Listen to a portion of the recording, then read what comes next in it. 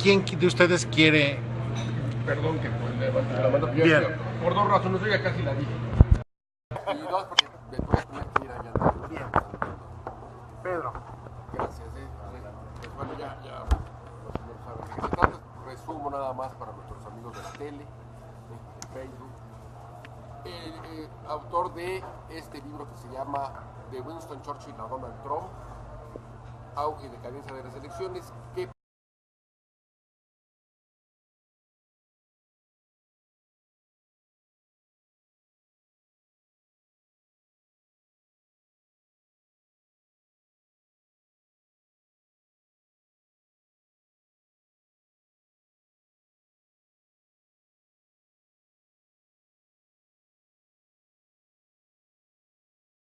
las más importantes en el mundo desde 1945 a la fecha. Empieza justamente con la elección en la que Winston Churchill de manera sorpresiva pierde frente al Partido Laborista las elecciones después de haber ganado la Segunda Guerra Mundial en Inglaterra, y sigue con elecciones como la de 1948 en Estados Unidos, que gana de manera sorpresiva el presidente Truman.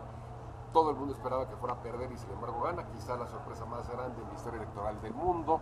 Elecciones como la que enfrentó a Richard Nixon con el presidente Kennedy, John F. Kennedy, que fue una elección también muy emblemática, muy reñida, que dio mucho de qué hablar, que fue la primera en donde los debates personales entre los candidatos tuvo significación, tuvo trascendencia.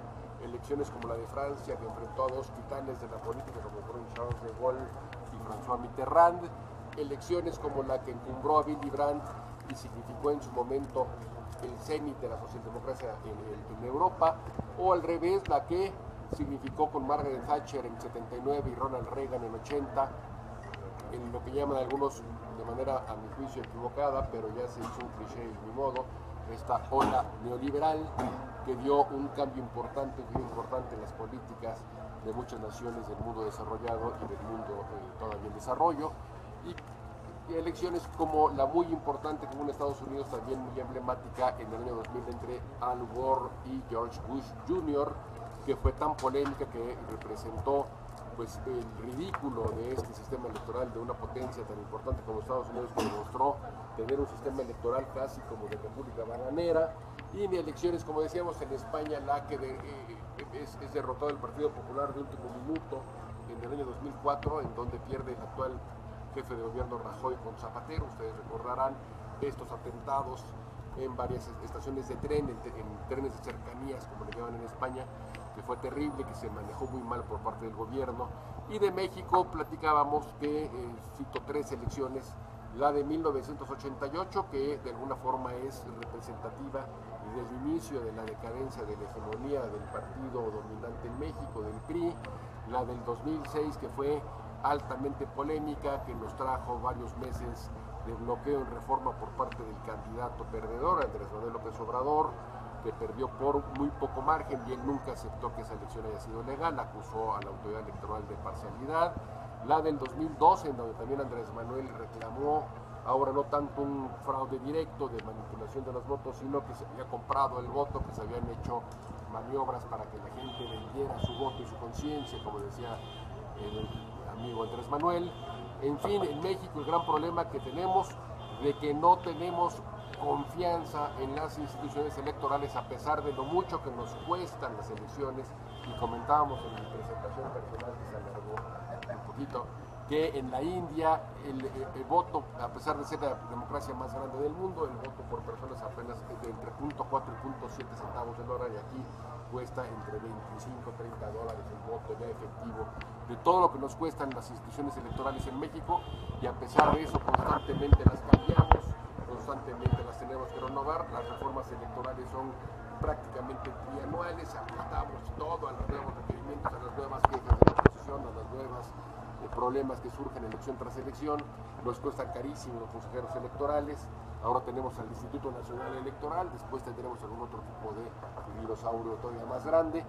Y en América Latina también los temas que comentábamos, el color de Melo, este personaje que sufre con el poder del dinero de la televisión, de los medios, un personaje que decíamos poco sustancial, poco formación en política e intelectual, pero mucho de dinero, mucho de televisión, mucho de medios, mucho de good looking, de presencia física, y eso pues en Brasil, imagínense nada más, que ojalá nunca nos pase en México, que toquemos madera, jamás de un personaje aquí.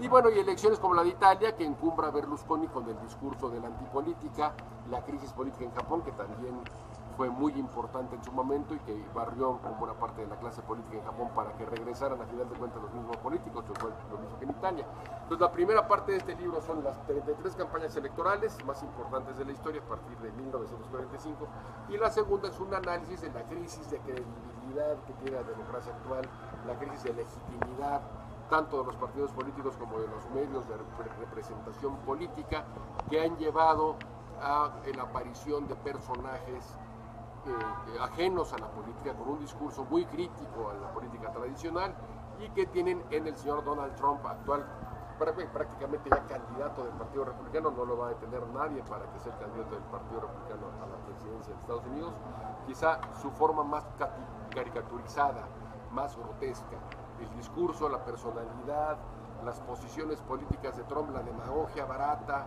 el decir lo primero que se me viene a la mente con tal de recibir aplausos, este bufonismo del personaje lleva a un extremo caricaturesco, como decía yo, este discurso de la antipolítica y este hartazgo legítimo que tienen los ciudadanos de Estados Unidos, pero de prácticamente todas las democracias del mundo, con la forma tradicional de hacer política, que decíamos tiene varias fuentes de alimentación este hartazgo.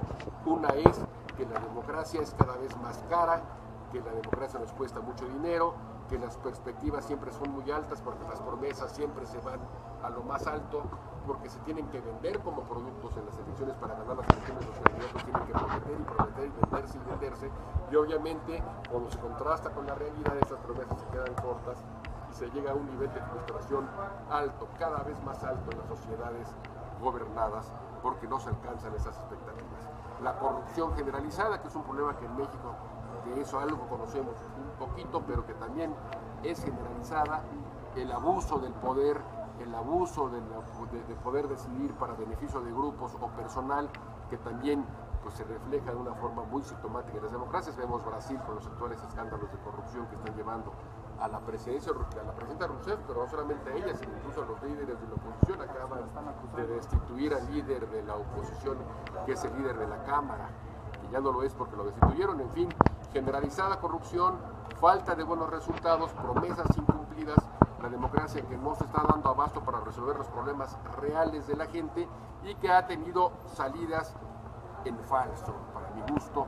Una de ellas en la aparición, más bien reaparición del populismo latinoamericano, personajes como Hugo Chávez, personajes como Cristina Kirchner, como Evo, que de repente se ven beneficiados por el alza que tuvieron los productos commodities o las materias primas, que gozaron de bonanza los primeros 10 años de este siglo, se fueron al cielo, el petróleo, los alimentos, la soya, y eso hizo que estos gobiernos, en lugar de manejar de forma responsable estos ingresos, sobre todo para promover una industria nacional más competitiva y entrarle a los retos de libre mercado y hacer que sus naciones fueran menos dependientes de los precios de estas commodities, pues se dedicaron al clientelismo, a la repartición, al populismo fácil, y los resultados están a la vista. Venezuela, hoy por hoy, después de 15 o 16 años de chavismo, sigue dependiendo en 90 y tantos por ciento, 95% más o menos de los ingresos del país, tal como llegó Chávez. Siguen dependiendo del petróleo porque fue incapaz de desarrollar una industria más o menos competitiva,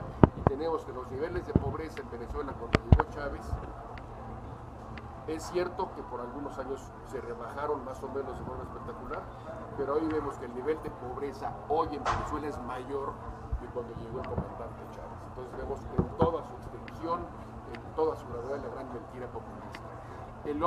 La otra puerta falsa que la democracia enfrenta en estos momentos como alternativa es el surgimiento de estos neonacionalistas, de estos dirigentes que se presumen duros, que venden la mano firme, la mano decisiva, la capacidad de tomar resoluciones sin que se les tiemble la mano, que tienen en representantes como Vladimir Putin en Rusia o como el presidente Erdogan en Turquía, a sus líderes más emblemáticos.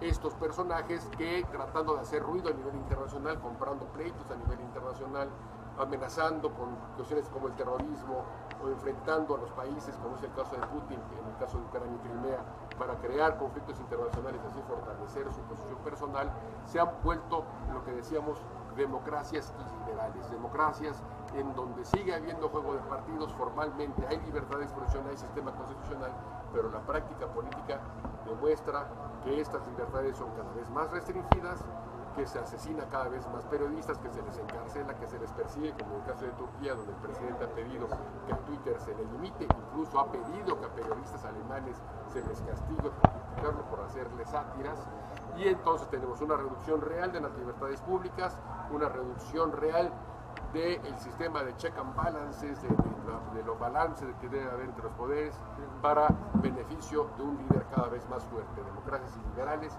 como la turca, como la rusa, que enfrentan cada vez más oposición y además, como el caso de Rusia también, una crisis económica creciente. Es un gigante con pies de barro. Y en buena medida también no es China, que es otra de las alternativas que se han presentado a la democracia liberal en el mundo, en donde un país francamente autoritario y vertical tiene un esquema económico que ha hecho boom, que ha crecido mucho, que ha sido espectacular su presencia en el mundo, pero que es muy desigual. Comentábamos de estas diferencias abismales regionales, en donde hay regiones del país en la costa que tienen ingresos per cápita e indicadores muy parecidos a los de Europa, Holanda, Dinamarca, y otros que tienen hacia lo interno indicadores cercanos a los de países como Burkina Faso, y que socialmente también tiene grandes disparidades y que enfrenta problemas como la contaminación, como la depredación del medio ambiente, en donde China apenas ahora se están dando cuenta de que efectivamente es un problema, porque por mucho tiempo China dijo es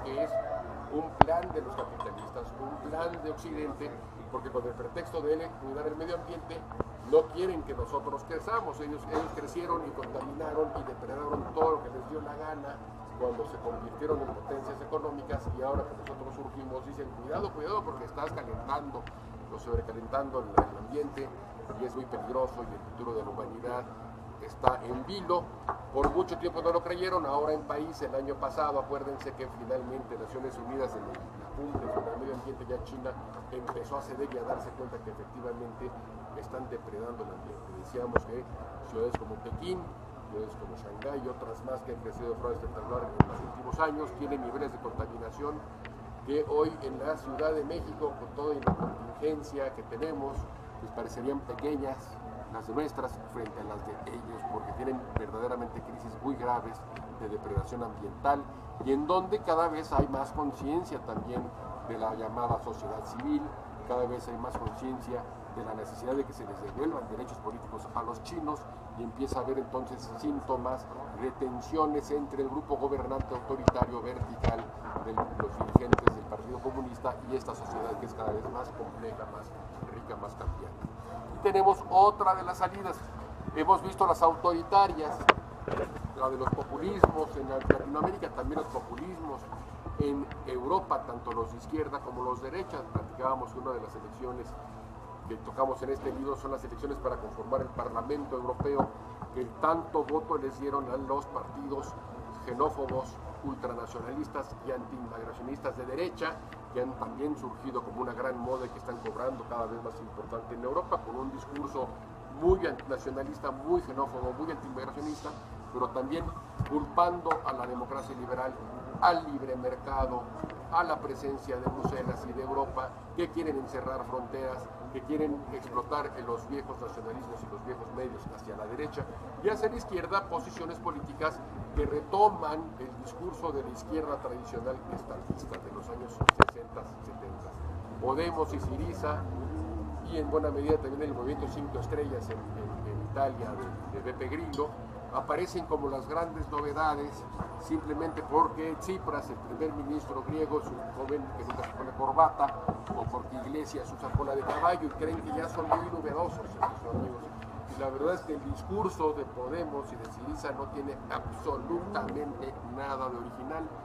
Y lo mismo podemos decir de nuestro buen amigo en Estados Unidos, Bernie Sanders, que con 71 años y un discurso de el viejo partido demócrata de tax and spending, que dicen es cobrar muchos impuestos y gastar mucho y hacer grande el Estado, Bueno, esas viejas fórmulas ustedes que son liberales conocen y reprueban con toda razón. Pues es el discurso de esta nueva izquierda. Sin embargo, tenemos que Bernie Sanders y Podemos y Syriza atraen a miles y miles de jóvenes.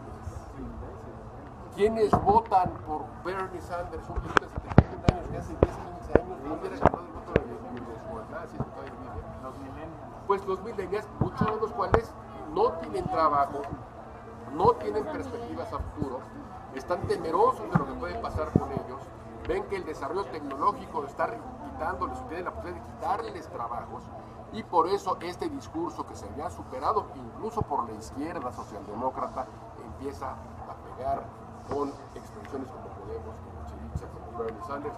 Tenemos al nuevo líder Corbyn del Partido Laborista, que utiliza un discurso político cercano a lo que en Gran Bretaña llamaron la loony left, la izquierda lunática, la de Tony Benn, que era pues el viejo laborismo, el laborismo más estatista, que quería no entrar a la Comunidad Económica Europea y no que entrar a la OTAN y quitarle todas las bombas nucleares al Reino Unido, y en fin, un loony left, que era una izquierda muy alegrona, muy colmepanera, que fracasó políticamente, que Thatcher hizo una y otra vez pedazos en las urnas, y por eso el laborismo se vio obligado a irse al centro. Entonces llegaron líderes con esta nueva de la tercera vía, ¿se acuerdan? ¿Se acuerdan ustedes que son tan jóvenes? Pero hablaron de la tercera vía en ese momento en la socialdemocracia, del nuevo, Neue Mitte hablaba Gerhard Schröder, líder de la socialdemocracia, en donde la izquierda se corre al centro. Eso se olvida ahora, y lo que los jóvenes que no vivieron la experiencia de las viejas izquierdas, de las loony left, tienen ahora es esas promesas de que el Estado les va a resolver los problemas, esa promesa de que hagamos el Estado más fuerte, y tenemos a Bernie Sanders diciendo educación libre para todos y seguridad social libre para todos, y que el Estado gaste en infraestructura, y que el Estado ¿y cómo se va de dónde ese dinero? Darle el dinero a los malvados de Wall Street, cobrarle los impuestos que verdaderamente merecen pagar. Bueno, un discurso que ha demostrado su inviabilidad económica y que ahora pega porque hay muchos jóvenes que no tuvieron esa experiencia anterior y que ahora se muestran desesperados, pero no es por nada, están preocupados de qué futuro pueden tener de la falta de oportunidades. Porque las democracias tradicionales, porque los partidos de izquierda y de derecha, y liberales o no liberales, no están dando respuestas prontas a problemas que son muy complejos. Y estos demagogos a la izquierda y a la derecha, el gran secreto que tienen es la promesa fácil, las soluciones fáciles a problemas difíciles. Hay un problema de inmigración, es muy fácil, pongamos un muro. Hay un problema porque se están yendo los trabajos a México, es muy fácil, regresemos a los aranceles, regresemos al proteccionismo comercial, y van a ver que todas las empresas van a regresar los empleos a Detroit, y Detroit va a ser la ciudad bollante que era en los años 40, o Cleveland, o esas ciudades que están ahora en quiebra, volverán de forma mágica en el momento en que levantemos un muro y pongamos aranceles y desconozcamos el NAFTA. Véanse ustedes cómo se parece el discurso económico de Bernie Sanders a la izquierda y del señor Trump a la derecha. El discurso social no se parece, pero el económico son dos gotas de agua. Paul Krugman, que es el gran economista neo-keynesiano, lo dijo y lo escribió claramente en el New York Times. El señor Trump tiene razón en sus ideas económicas. Paul Krugman, que es un santón de la progresía mundial. Entonces se tocan en esto de las soluciones fáciles a los problemas complejos, y gente desesperada que ve que los problemas no se solucionan fácil, que muchas veces se agravan, que los políticos tradicionales no cumplen las promesas que se ven obligados a hacer en las campañas, que los ven corruptos, que los ven ineficientes, y de ahí esta crisis de credibilidad, de legitimidad creciente de los partidos tradicionales, de los partidos políticos a la vieja usanza. ¿Cuál es otra de las salidas de este discurso de la antipolítica?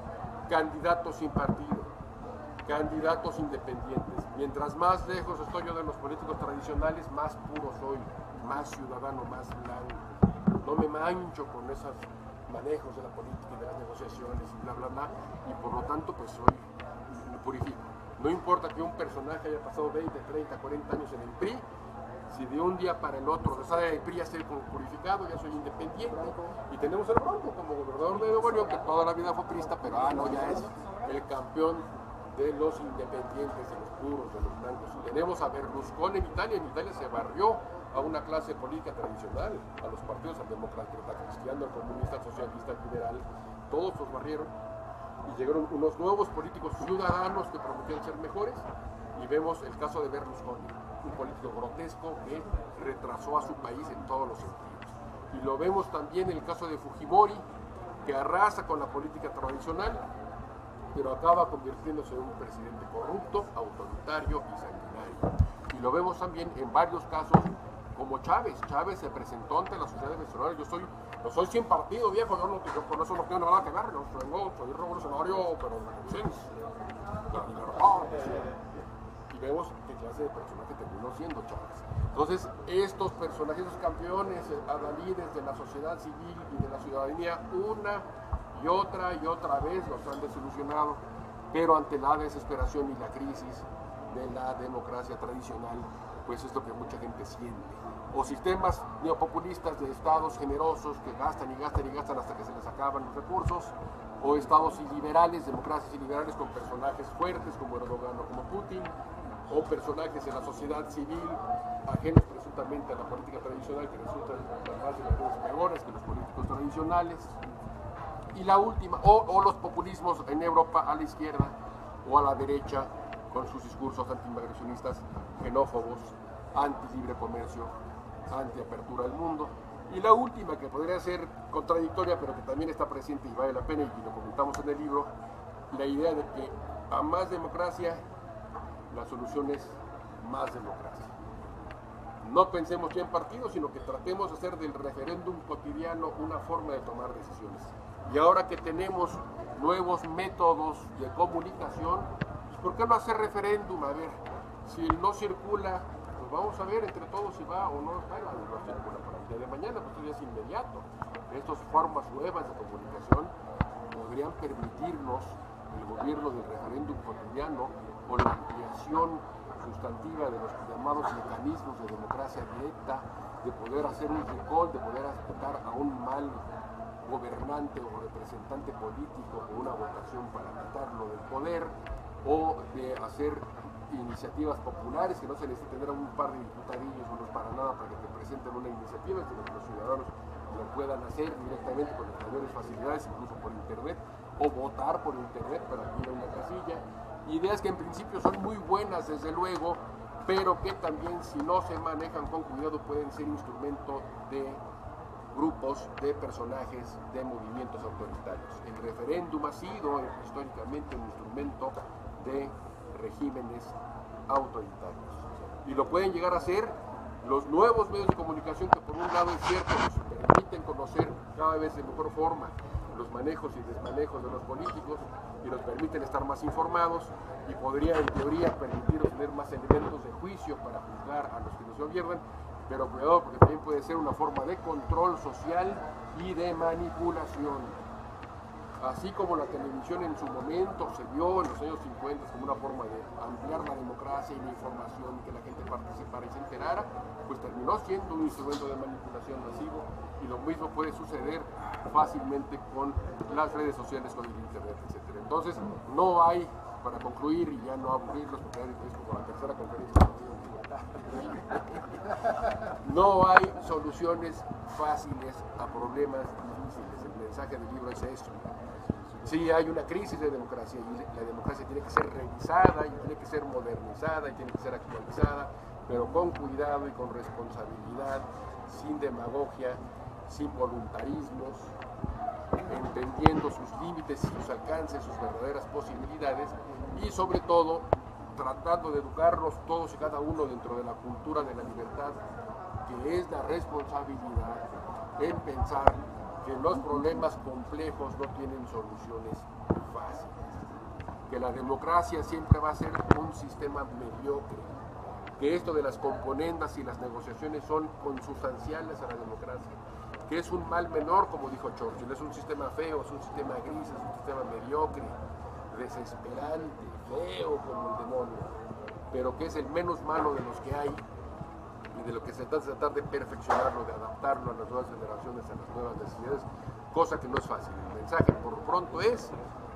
a problemas complejos y se tienen que asumir con responsabilidad, con inteligencia, con visión de futuro las posibles soluciones. Entonces, yo ya no quiero hablar más, ya hablé mucho y les agradezco mucho su paciencia,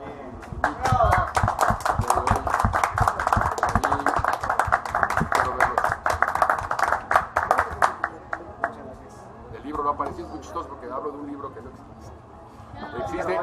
Existe en Amazon, en Kindle, y yo creo que a fin de mes llegará la versión impresa a México y están todos invitados a la presentación. Ojalá me den el honor de asistir. Vamos a tener tres grandes demócratas presentadores como son Fabio Beltrone, ya veremos, Mario Fabio Muñoz Ledo y Manlio, Porfirio y Emilio Gamboa, tres campeones de la democracia. Nada, no es cierto.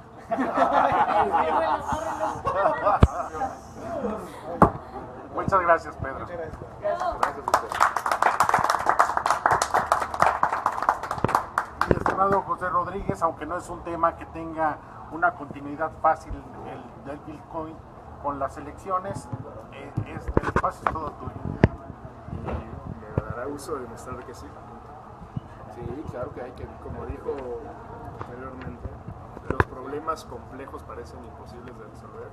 Bueno, Bitcoin ha llegado a resolver uno de los problemas más complejos.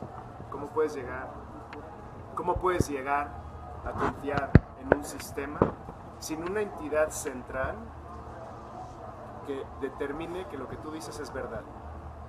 Eso es Bitcoin. O sea, Bitcoin originalmente se creó como un sistema de dinero persona a persona donde tú pudieras simplemente verificar y auditar todos los movimientos entre personas sin usar un sistema centralizado como un gobierno o un banco. Entonces, la primera aplicación sí fue financiera, empezó en 2009 el Bitcoin, no tenía ningún valor, era un sistema experimental y era un sistema donde las personas iban a poder transferir valor entre ellos. Pero ¿qué es lo que sucede? En ese momento, igual que los sistemas, cuando surgió, por ejemplo, la tarjeta de crédito, las transferencias interbancarias, las transferencias bancarias, no existían los participantes y no existía el sistema. Existe el sistema, pero no existía la infraestructura. Actualmente, el sistema que usamos es como un Frankenstein financiero. ¿Qué es lo que sucede? Tenemos que entrar a un banco. En ese banco tenemos que depositar nuestro dinero. Pero antes de eso, lo más importante es ¿qué es el dinero? ¿Qué usamos como dinero y por qué vale? Mucha gente nunca se cuestiona eso. Tú trabajas y dedicas horas de tu vida a hacer una actividad física, una actividad intelectual, y al final de cuentas te dan una transferencia electrónica, nada más aparece en tu cuenta bancaria unos numeritos, o te dan un cheque o unos papeles. Y realmente a mí lo que me gusta y que me cuestionan mucho es ¿y el Bitcoin por qué vale? ¿Qué respalda el Bitcoin? Eso es algo que me encanta que me pregunten, sobre todo gente que está en economía y finanzas, porque haz la misma pregunta sobre los papelitos que estás recibiendo. ¿Qué lo respalda? Otros papelitos. Son pagarés sobre pagarés. ¿Qué lo respalda y qué valor tiene? La confianza. Digo, afortunadamente, algunos no contestaron, como algunos me preguntan, el oro. El oro ya no respalda ninguna moneda en el mundo. Y eso tiene más de 40 años. Ninguna moneda en el mundo está respaldado por oro, ninguna moneda en el mundo está respaldado por algo físico. Como dicen, es la confianza, es la aceptación, es de que si tú llegas a un país, ese es el sistema que se debe de usar y en el que tú tienes que confiar que va a valer y por el cual vas a poder intercambiar por bienes y servicios. ¿Y qué sucede? Digo, afortunadamente en México, en el último año sí hemos tenido una devaluación del dólar, pero no lo hemos tenido como las crisis que teníamos antes del 94 sexenales, como lo han tenido otros países europeos y latinoamericanos, donde incluso mes con mes se devalúa su moneda. ¿Qué significa esto? Que si tú ganas el día de hoy 10,000 pesos, En un mes vas a ganar los mismos 10,000 pesos, pero vas a comprar 8,000 pesos del mes anterior, y así a través del tiempo.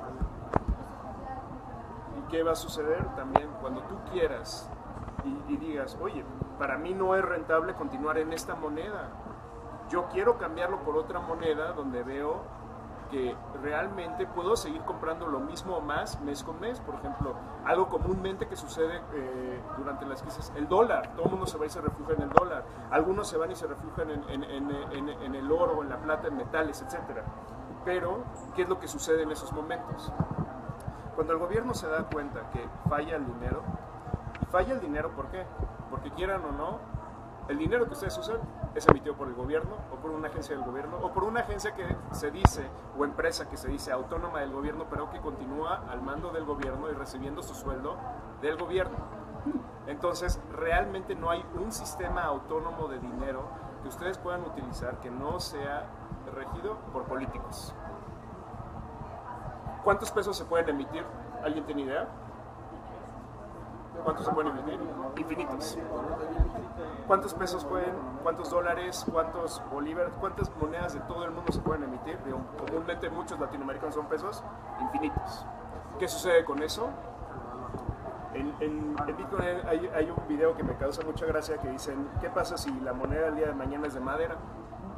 Pues mucha gente empieza a cortar todos los árboles y empieza a ver deforestación y todo el mundo tiene monedas. Pero después te das cuenta que mucha gente llega y puede consumir tus productos con ese dinero de madera. Y subes el precio. Todo el mundo te está consumiendo. Y es, cuando a mí me dicen explica Bitcoin, es como explica un poco una parte que es economía, otra parte que es tecnología y otra parte, otras cosas que espero entrar más si nos da el tiempo. Entonces, pues lo primero es saber que Bitcoin, a diferencia de un moneda emitido por el gobierno, de un dinero emitido por el gobierno, es finito, es limitado y las reglas son conocidas desde el principio. ¿Y qué tanto son conocidas las reglas? Empezó en el año 2009 y las reglas están escritas hasta el año 2140. ¿Cuánto vale el Bitcoin? Más de 100 millones de pesos, más de 100,000 millones de pesos actualmente. Eso es lo que vale la economía de Bitcoin.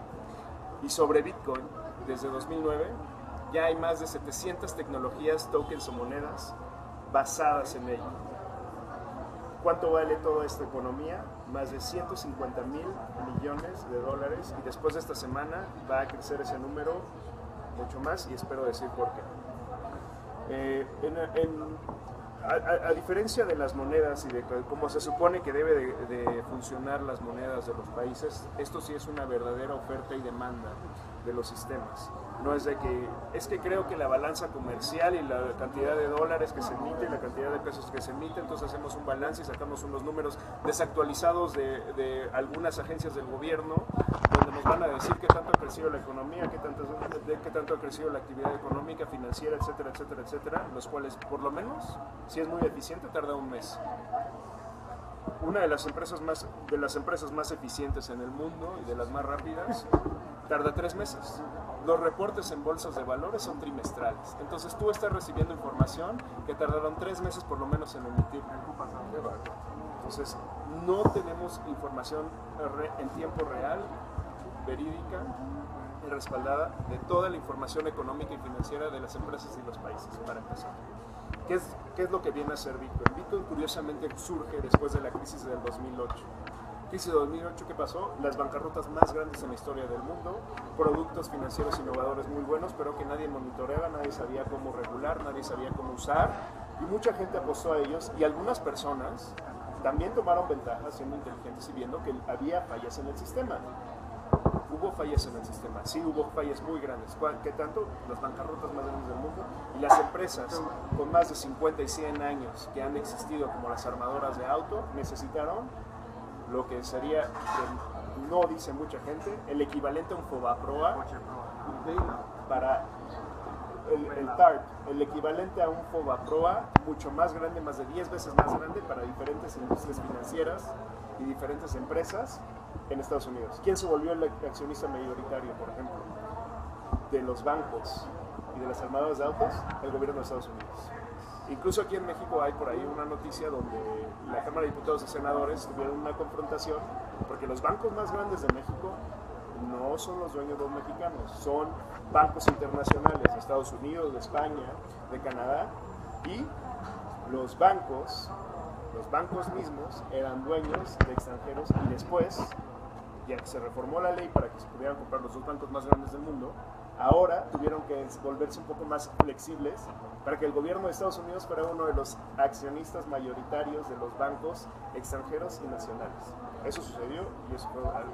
Entonces, después de suceder esto, esta persona que en últimas fechas, Satoshi Nakamoto, tuvo mucha publicidad porque una persona por casi 30ª vez dijo yo soy Satoshi Nakamoto, o dijeron que probablemente él era, salió a la luz, ¿no? Pero eso fue un rumor y fue una noticia, etcétera, etcétera. Yo, al final de cuentas, no creo que una sola persona pueda haber escrito lo que esa persona hizo y tener el alcance que al día de hoy tenemos un sistema, por primera vez en el mundo desde 2009, incorruptible e infalsificable, que corre cada 10 minutos y que puedes auditarlo completamente en todo momento y que puedes darle rastreo a todas las operaciones. Entonces, un poco de lo que hizo fue, necesitamos un dinero persona a persona que no dependa de un gobierno, que no dependa de una institución central, que no dependa de una empresa, que dependa realmente de una red distribuida de personas que voluntariamente quieren hacer el trabajo de procesar transacciones, guardar la contabilidad y auditarlo. Y que no solo, como en los bancos o en los bancos centrales, tú nada más, cuando tú quieres hacer una transferencia bancaria, lo único que revisa el banco, la casa de bolsa, la institución financiera o el banco central es que tengas el dinero disponible y que ese dinero disponible sea enviado a otra cuenta que sea válida. Si hace 1 hora, 1 minuto, 2 días, 1 mes, 2 meses, 5 meses, 6 años, 10 años, 11 años, 20 años, un auditor no se dio cuenta que ese dinero es producto de un fraude, y de un fraude que se puede generar simplemente porque alguien haya hackeado, metido, hecho ingeniería social, de muchas maneras para crear ese dinero. Crear dinero en un banco es tan fácil como poner un input y ponerle 1,000 millones enter. Así puede llegar a ser tan fácil falsificar dinero. Bitcoin no solo verifica que tienes el saldo, sino que realmente cuál es el origen del saldo desde el origen. ¿Qué significa esto? Que pudiéramos cada 10 minutos nosotros saber no solo que el dinero que nos enviaron tenía el saldo disponible, que tenemos cuentas válidas, sino desde que se emitió, digamos, el papelito en Banco de México, tenemos la certeza de toda la ruta del dinero, cada 10 minutos, de todas las transacciones desde 2009. Toda la interacción que tuvo con la red. Eso es un poco de lo que es Bitcoin, por lo cual ha sido la red más segura e infalsificable, por lo cual han visto que la tecnología que está usando Bitcoin, que se llama blockchain, que fue una de las grandes innovaciones tecnológicas, que lo han llamado una de las grandes innovaciones tecnológicas del siglo XX, del siglo XXI, desde el Internet, ha hecho que crezca y ha hecho que tantos sistemas más, tantas aplicaciones más sean. La primera aplicación sí fue financiera. La primera aplicación fue de poder traspasar dinero sin un intermediario. Sin poder desde tu mismo celular al celular de otra persona transferir valor. Sin corralitos, sin restricciones de un gobierno, sin que un gobierno te diga es legal o es ilegal, que te diga cuánto es el límite de tu dinero que tú te ganaste con tu trabajo poder traspasar, o de que te digan tú lo depositas a un banco. Esto es algo más que es una de las preguntas frecuentes. Cuando tú depositas dinero a un banco, tú eres un acreedor de un banco. Realmente el dinero deja de ser tuyo y se va a los libros del banco. Y el banco puede prestar hasta el 90% de lo que tú depositas en él. ¿Qué significa eso? Que si tú llegas a tener $1,000,000 de pesos, el banco puede prestar 900,000 pesos de tu dinero a un tercero discrecionalmente, sin que ellos digan cuál es el destino o cuál fue el éxito. Ahí corren un riesgo también ellos. Uno de los negocios más grandes de los bancos y de los que tienen que tener más seguimiento pues es risk management, el manejo de riesgos. Pero ellos no están obligados por leyes internacionales a tener más del 10% del dinero que tú depositas. Mucha gente me dice, es que Bitcoin no tiene ningún respaldo. Es que si el día de mañana mis Bitcoins yo dejo de... Los bitcoins no valen nadie me va a respaldar, y si yo deposito en México, voy a tener el total de mi dinero respaldado por el gobierno. No. En México, después de 1994, cuando surgió el FOBAPROA, que fue el Fondo de Rescate Bancario, donde desafortunadamente hubo muy poca transparencia y donde no había leyes, por ejemplo, hubo reformas en las leyes, porque los dueños de los bancos podían prestarse hasta el 100% del capital del banco. Si nosotros éramos dueños de un banco, podríamos agarrar todos los depósitos de todos los ahorradores y podíamos prestarnos ese dinero, sabiendo que muy probablemente nunca lo volvamos a pagar, pero se podía hacer. Actualmente ya no se puede, hay algunas restricciones. Si estás en un consejo de administración de un banco o si eres un socio de un banco, puedes tener hasta cierto capital de un banco que te preste. Por esas leyes no existían en el 94, por ejemplo. Por eso mucha gente dice que se beneficiaron. Sí se beneficiaron. Sí se benefició mucha gente, desafortunadamente, tanto por la falta de leyes como por la falta de transparencia. Después surge el IPAB, el Instituto de Protección al Ahorro Bancario, donde te dice que tú, como banco, tienes que destinar una cierta cantidad de tu capital a ahorrarlo y comprar papel, digamos, y garantizar que si en un momento hubiera una crisis financiera, tú vas a poder responder junto con el gobierno por los depósitos. ¿Qué es lo curioso de esto? Y es otra cosa que también en cualquier momento puede caer porque lo maneja un gobierno. Está hecho en un instrumento que la mayoría no sabe cómo funciona, que se llama UDIs, que se supone que se supone que sigue la inflación en México. Los UDIs también los determina el gobierno. ¿Y aproximadamente cuánto es esta cantidad? Son 400,000 UDIs, que son 1.2 millones de pesos. Si tú tienes más de 1.2 millones de pesos en una institución financiera, lo perdiste. Esperamos tener esa cantidad de dinero, pero bueno. Pero, ¿qué es lo curioso? La UDI la determina el gobierno, son reglas del gobierno. Si ellos determinan que la UDI vale cero, porque en el año 2018 tenemos una gran crisis financiera, por ley, ¿cuánto te toca de tus ahorros? Cero. Nada. Entonces tampoco debes de tener esa certeza de que por ley debo de tener mi dinero porque me respalda el gobierno. No. Ya hemos tenido experiencias similares en México. Entonces, pues bueno, para contrarrestar estos sistemas, que en la mayoría de los países, no, más bien en todos los países, son dinero emitido por el gobierno o por agencias del gobierno o empresas del gobierno, surge Bitcoin. Bitcoin durante muchos años fue un sistema experimental donde nada más fue una comunidad probando que realmente se podía transferir dinero. En 2010 empezaron a darle valor. 2011 empezó a tener burbujas. 2013 tuvo su gran burbuja. Llegó a más de $1,000. La economía de Bitcoin llegó a valer más de $10,000 millones, $13,000 millones. Actualmente estamos a la mitad de ese valor, pero mucho fue especulación también. Y fue ahí cuando empezó a llamar la atención de los gobiernos. ¿Qué hicieron algunos gobiernos? Entre ellos Bolivia, Ecuador, Rusia, prohibirlo. Nadie puede competir con el dinero del gobierno. ¿Por qué? Porque es ley. ¿Y qué pasa si lo hago? Cárcel. ¿Qué hicieron otros? Empezar a investigar y ver qué se está haciendo con Bitcoin y cómo se debería de ser tratado y qué es. Muchos dicen que es moneda. Es mucho más que una moneda. Es una tecnología. ¿Qué sucedió después? Algunos lo empezaron a tolerar y otros, como Estados Unidos, ya lo empezaron a regular. Entonces, buscaron la manera de hacer interactuar esta nueva economía y activos digitales con la economía tradicional. Bitcoin apenas ha sido en algunos países, como en Estados Unidos, regulado o clasificado. En Japón ya dijeron que es dinero, por ejemplo, la semana antepasada. En Inglaterra, la semana pasada, Barclays Bank pidió, bueno, ya tenía tiempo, pero le autorizaron poder operar bitcoins en Inglaterra. Y poco a poco cada quien lo va clasificando y viendo de qué manera puede interactuar con la economía. ¿Qué es lo más importante de Bitcoin y qué es lo que he oído? Si realmente Bitcoin pudiera detenerse, un gobierno ya lo hubiera hecho o alguna institución. No lo pueden parar. Es como el Internet. Es una red descentralizada donde con que haya una persona que tenga la contabilidad y que la esté actualizando va a seguir corriendo, y independientemente de que existan esas personas o instituciones, va a seguir corriendo.